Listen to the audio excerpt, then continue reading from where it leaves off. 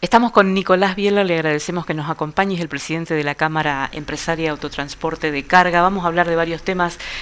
Uno es el gran termómetro que significa el transporte para saber cómo está marchando la economía. Así que voy a empezar por ahí. ¿Cómo va? Buenas noches. ¿Qué tal? ¿Cómo estás? Gracias por acompañarnos. No, por favor. ¿Cómo definiría el momento laboral que tiene el transporte vinculado a la SEACE en este momento? No, la situación hoy es un poco inestable como todo el país, digamos, como toda la economía y todo lo que está pasando, que fluctúa mucho más, sobre todo de las liberaciones que hubo por parte del gobierno, por ahí es un poco más incierto en algún aspecto, por ejemplo el precio del combustible, que está volátil, entonces puede variar de un día para el otro, no hay aviso además de los incrementos, de los movimientos. No. A largo plazo es beneficioso, pero no venimos con esa matriz y no estamos acostumbrados, y más con la inestabilidad todavía que tiene el país, es complicado. A ver, cuénteme un poco de esa dinámica. Un transportista, una empresa que tiene no sé cuántas unidades, 2, 3, las que sea, tiene de esta manera la posibilidad de elegir un horario más conveniente, ir a cargar, y hace una diferencia o no. Podría llegar a ser. El problema es que normalmente, digamos, el transporte, vos cuando salís de viaje tenés que viajar y no es que cargas en cualquier estación, sino siempre en las estaciones que cargas siempre, o en las que tienes cuenta corriente, entonces por ahí no puedes hacer mucho. No, porque si sos cliente de una estación pero te fuiste a 300 kilómetros, tenés que cargar en otro lugar, entonces no tiene esa diferencia por ahí. Si cargas en otro lugar, tenés que cargar en efectivo, y en la estación donde cargas siempre, por ahí pagas con cheque, entonces tiene un poquito de...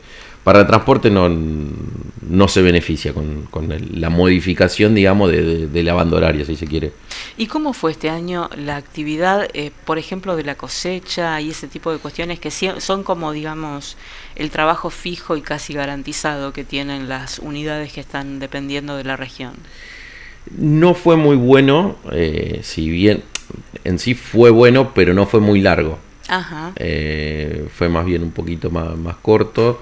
Con esto de que se liquidaron ahora las toneladas de cereal que estaban media guardadas, se esperaba que haya un movimiento más grande, no lo hubo. Fue breve. Sí, aparte el cereal que se exportó, digamos, ya estaba en los puertos. Entonces, no es que, si bien vamos a decir hay que reponerlos, pero con tiempo, tranquilidad. O sea que no es que hay una necesidad de transporte urgente. Sí, ahora estamos pronto a la campaña de trigo que pinta para ser muy buena, entonces bueno, va a tener un movimiento importante en la zona, sobre todo. Claro, exacto, ya lo vamos a ver. Ahora, pensábamos que había anuncios para el sector que iban a dinamizar un poco, que iban a desregular algunas situaciones que venían con cierta burocracia. ¿En qué lograron avances y en qué todavía esperan? No, a nivel nacional, por ejemplo, lo que había pasado el año pasado, que con el decreto se dejaba sin efecto lo que era la Agencia Nacional de Seguridad Vial, Vialidad y bueno, otros organismos. Al pasar un año el decreto queda sin efecto, vuelve todas las dependencias, pero están todavía algunas sin directores, sin personal, entonces es como que estamos en un vaivén donde hay leyes que no están claras o que no se sabe qué va a pasar. De hecho... Porque están controvertidas en la justicia, porque si no hubiesen tenido que quedar firmes. No se sabe. No se sabe. Por ahí la idea del gobierno también era unificar, no haber tantas dependencias trabajando sobre los mismos o sobre temas muy parecidos, sino unificar criterios y trabajar con una o dos dependencias que vayan para el mismo lado. Que eso está bueno, pero bueno, hoy quedamos sin por ahí un organismo fuerte al que nos podemos dirigir, por ejemplo, o sea, el que dicta cómo es el que regula la actividad. No, del tema de los carnet, por ejemplo. El que dicta cómo es, cómo los cursos y todo el dictado que se tiene que dar, los contenidos y demás es la Agencia de Seguridad Vial, la Agencia Nacional de Seguridad Vial. Y como quedó sin efecto durante un tiempo, nosotros teníamos una inquietud con la Agencia de Seguridad Vial de Santa Fe, pero ellos no tenían un interlocutor en el gobierno, entonces había cosas que no quedaban bien claras y no teníamos a dónde hablar para poder resolver ese problema. Hoy de a poquito se está acomodando. Hubo un cuello de botella ahí, ¿se superó? Todavía no del todo. Sí hubo durante 5 meses aproximadamente que quedó sin efecto lo que es el famoso psicofísico, que antes era 2 carnet, ahora es uno solo, es el carnet que antes era carnet nacional, vamos a decir, el que se hace en los municipios, pero la agencia pide que siga para lo que es carnet profesional, que se siga haciendo el psicofísico y la charla. Y tengo entendido, a ver, corríjame, que son 5 lugares habilitados en la provincia. Y esto hace que para quienes están en la actividad a veces se complique por cuestiones de tiempo, por traslados. ¿Esto es así? ¿Siempre fue así? Sí, el tema, al tener poco tiempo de renovación, o sea, para mayores de hasta 45 años es cada 2 años, uh-huh. Y a partir de los 45 es cada 1 año. Entonces hay prácticamente el 50% o más, o el 70-80% de los choferes tienen que renovar todos los años. Y al estar 5 meses sin dictar recursos, se colapsó todo. Incluso como tenía un costo, muchas cámaras que son los que dan los cursos dejaron de darlo y bueno, tuvieron que echar gente. Entonces quedó muy reducida la plaza para hacer los cursos. Hoy de a poco se está normalizando, pero nosotros, por ejemplo, estamos dando turno para fin de diciembre ya. ¿Por qué ustedes?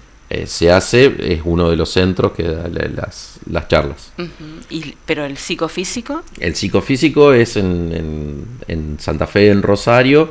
Ahí no hay problema para la parte física, pero tenés que hacer los 2 trámites juntos. Bien. Entonces sí o sí dependés más de la fecha de la charla que del físico. ¿Y qué pasó con el Ruta? Que fue lo que FADEAC más puso, digamos, en la discusión pública por lo que significaba para el sostenimiento de la entidad. Sí, lo que es, o sea, el Ruta es justamente el registro único del transporte automotor de cargas. Entonces, donde tenés registrado toda la actividad de todos los vehículos que hay en el país, sobre todo.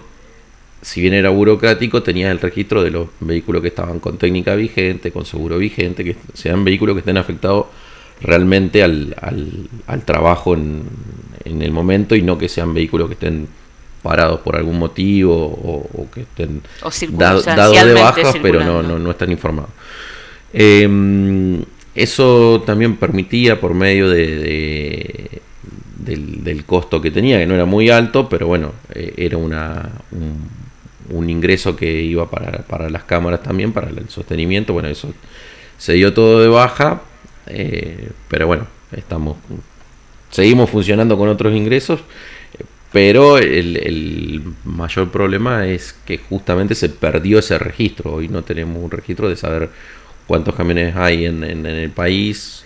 ¿Y para las empresas eso bajó los costos? A las cámaras, bueno, le quitó un poco de recursos, pero a las empresas le impactó en la baja de costos. En baja de costos no, porque es un costo ínfimo, no es un costo alto hacer ese trámite. Sí sacó un poco de lo que es la carga burocrática para el transporte, porque bueno, tenés que tener la fecha de vencimiento. No tenés que tener tanto tiempo de que se te venza la técnica, entonces para hacer el Ruta, digamos, tenías que presentar muchos papeles que estén 100% en condiciones, y en la dinámica por ahí se pasa los vencimientos, pero bueno, no es porque se venza, sino porque el periodo de gracia no te da o alguna cosa más formal que técnica, digamos. ¿En qué está trabajando la CAC? No, bueno, nosotros estamos tratando de lo que más nos estamos enfocando en agilizar los cursos, sobre todo, porque bueno, es una gran problemática para todo el transporte, más que, por ejemplo, se están necesitando, hoy en día se tiene que hacer para transporte de pasajeros, de carga de pasajeros, se tiene que hacer el psicofísico también, entonces también brindamos ese servicio. Y bueno, tenemos más cuello de botella todavía. Son un poco más largos también los cursos, antes eran de un día, ahora son de 2. Los cursos, los CBO, el CBO es el curso inicial, que antes era de 4 días, ahora es de 5 días y medio. Entonces eso también quita tiempo en la agenda. Y bueno, queremos tratar de sumar la mayor cantidad de formadores posible para seguir brindando el servicio, que es muy importante, sobre todo para el transporte, donde si hoy se te vence el carnet, tenés 2 meses que no conseguís turno y no puedes trabajar. Claro, está parado.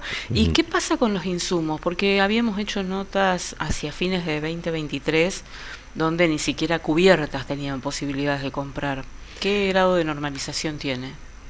No, hoy ya se normalizó bastante todo lo que es cubiertas, insumos repuestos, en general. Sí, insumos en general.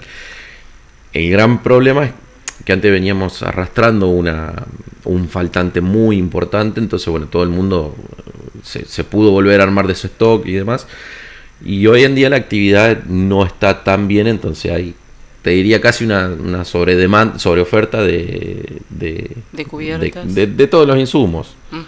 Pero bueno, por un lado nos viene bien porque conseguimos algunas ofertas en algunos casos, pero bueno, sin la actividad sufrió un parate marcado ahora.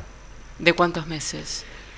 Bien, en todo este año, un poco, el tema es que también antes, como aumentaba tanto todo mes a mes, tratábamos de conseguir los repuestos o los insumos rápido, y hoy no está variando los precios, entonces no es necesario tener un stock, y aparte vas y lo conseguís. Que eso era antes, no sé, por decirte un ejemplo, un embrague de un camión X para una flota que tenía muchos de esos camiones, salía a comprarlo cuando se enteraba que había uno en algún lugar para tenerlo por las dudas, porque si se le rompía, por ahí pasaba 2 o 3 meses sin conseguirlo. Entonces era más una situación, digamos, de desesperación que de necesidad. Hoy ya todo eso se corrigió bastante, entonces bueno, está un poco de esa parte más tranquila. ¿Importan directamente o compran en el mercado local? No, nosotros trabajamos con el mercado local. Puede haber algunos grandes transportes que importen, pero no es hoy algo que se esté necesitando, ni tampoco algo donde sea fácil y tenga un beneficio muy grande. ¿Qué pasó con las tarifas? Porque a propósito de la baja de actividad, ¿hay más competencia o estos precios están medianamente tabulados para todos? No, hoy más que nunca oferta y demanda, y al tener una baja de la actividad, la oferta está muy a flor de piel, entonces bueno, las tarifas están bajas.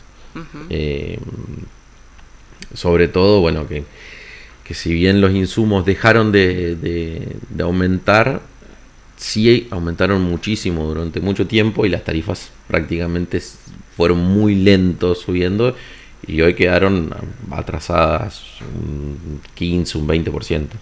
Porque los analistas que saben mucho de economía nos dicen, bueno, hay que acostumbrarse a vivir sin inflación o con menos inflación en realidad. Esto significa bajar los márgenes para trabajar más, para tener más rotación de determinados productos y conseguir más demanda, básicamente. ¿Eso en cuánto tiempo se puede hacer y de qué depende bajar tarifas, bajar los costos, bajar los márgenes? Y hoy, para nosotros, sí, para todo el país, para todas las actividades, es muy difícil pensar en una economía que no tenga inflación. Es un desafío muy grande. Hoy a nosotros, bueno, lo que más nos importaría, por ejemplo, es la carga impositiva, que en el transporte repercute mucho. Después en eficiencia, pero eso va más de cada uno, y en nuestra actividad no tiene mucho que ver con lo que la empresa en sí puede hacer, sino hay muchos factores externos. Por ejemplo, una de las cosas que se podría bajar tarifa es arreglando rutas. Hoy tenemos, o sea, un porcentaje alto de rotura o de accidentes por los baches. Por problemas baches, viales, huellones, ¿qué más? De todo. De todo. Sea, hay rutas que son intransitables completamente. O sea, la ruta 11 está detonada. Sí, es una vergüenza, pero bueno, si tenés que ir para el norte, por ahí no es la única alternativa, o si no estás alargando 100, 200 kilómetros, que es un costo altísimo para el transporte. Y sin embargo, el impuesto al combustible que va para ese destino se sigue cobrando. Sí.